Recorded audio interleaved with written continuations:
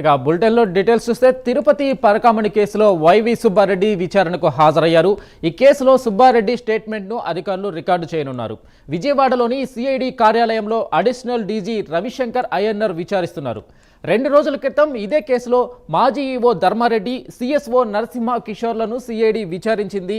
Tirupati SP office నుంచి case documents తెప్పించుకున్న అధికారులు డిసెంబర్ 2వ తేదీలోపు హైకోర్టులో నివేదిక అందజేయడానికి కసరత్తు చేస్తున్నారు.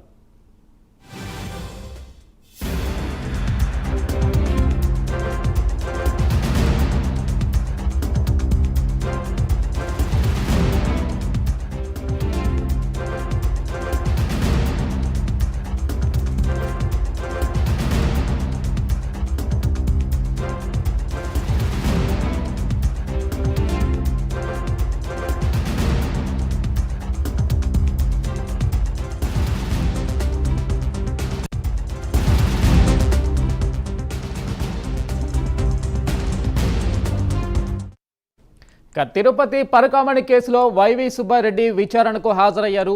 ఈ కేసులో సుబ్బారెడ్డి స్టేట్మెంట్ను అధికారులు రికార్డు చేయనున్నారు. విజయవాడలోని సిఐడి కార్యాలయంలో అడిషనల్ డీజీ రవిశంకర్ అయ్యన్నర్ విచారిస్తున్నారు. 2 రోజుల క్రితం ఇదే కేసులో మాజీ ఈవో ధర్మారెడ్డి, సిఎస్ఓ నరసింహ కిషోర్లను సిఐడి విచారించింది. ఇక తిరుపతి ఎస్పీ ఆఫీసు నుంచి కేసు డాక్యుమెంట్స్ తెప్పించుకున్న అధికారులు డిసెంబర్ 2వ తేదీలోపు హైకోర్టులో నివేదిక అందజేయడానికి కసరత్తు చేస్తున్నారు. ఇక ఇదే అంశంపై పూర్తి సమాచారం మా ప్రతినిధి రాజ్ కుమార్ అందిస్తారు. Raj Kumar, over to you. Parakamani case వ్యవహారంలో మాజీ టీటీడీ చైర్మన్ గా ఉన్నటువంటి వైవి సుబ్బారెడ్డి రోజు విచారణ హాజరవడం జరిగింది. ముఖ్యంగా విజయవాడకు సంబంధించి సిఐడి ప్రధాన కార్యాలయంలో అడిషనల్ డీజీగా ఉన్నటువంటి రవిశంకర్ అయ్యనార్ నేతృత్వంలో ఈ పరకామణి కేసుకు సంబంధించినటువంటి విచారణ జరుగుతుంది. పూర్తిగా 2 రోజుల క్రితం అయితే మాత్రం మాజీ ఈవోగా ఉన్నటువంటి ధర్మారెడ్డితో పాటు ఏదైతే నరసింహ కిషోర్ ను కూడా సిఐడి ఇప్పటికే విచారించింది. ఈ కేసుకు సంబంధించినటువంటి అన్ని వివరాలను కూడా ఇప్పటికే ఎస్పీ ఆఫీస్ నుంచి తెప్పించుకున్న పరిస్థితి కనపడుతుంది. ప్రత్యేకంగా పరకామణి కేసు వ్యవహారంలో సుబ్బారెడ్డికి సంబంధించినటువంటి స్టేట్మెంట్ ను కూడా సిఐడి రికార్డు చేయబోతా ఉంది. ఇప్పటికే ఆ ఎస్పీ తిరుపతి జిల్లా ఎస్పీ కార్యాలయం నుంచి ప్రత్యేకంగా కొన్ని డాక్యుమెంట్స్ కూడా సిఐడి తెప్పించినట్లు కూడా తెలుస్తుంది. డిసెంబర్ 2 లోపు ఒక నివేదికను కూడా సిద్ధం చేయాలి.